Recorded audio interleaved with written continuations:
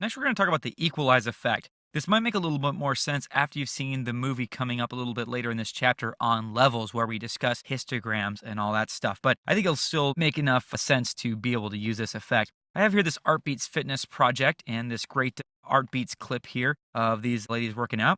And what I'm going to do first is apply levels so we can see the histogram. The histogram, again, being the readout of the luminance values of the image. Now, we have a lot of dark areas in the image. You can see here, there's a lot of contrast here, some really great highlights here, but a lot of shadows and dark areas, not super well lit here, but it kind of creates an interesting effect.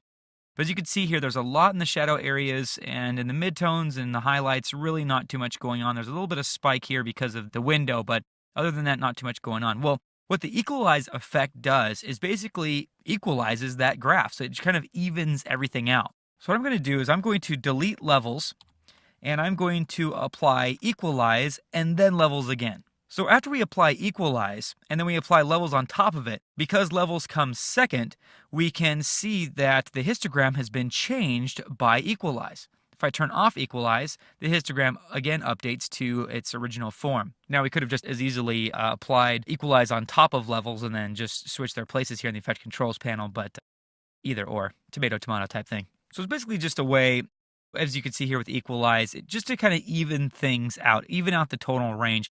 For the equalize style, there's RGB. It's slightly different than Photoshop. The Photoshop style and RGB are very similar, and brightness attempts to make a more even keel histogram here.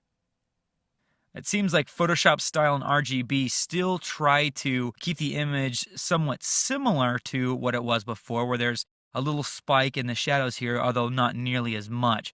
But brightness takes things a little bit more literally and has a much more even histogram here. And then the amount to equalize setting is basically just like the blend with original. It's basically the opacity for the effect. And as you can see, as I was dragging this down all the way, basically we have the original histogram, and as we add it 100%, then we're seeing the completely equalized histogram. So with equalize, basically, it's all a matter of taste. There's not like a time when, you should be using equalize or you shouldn't be using equalize. It's just kind of like a stylized color treatment. Use it when you want a more even image. If your image has way too much contrast in one spot, use equalize just to kind of balance things out a little bit.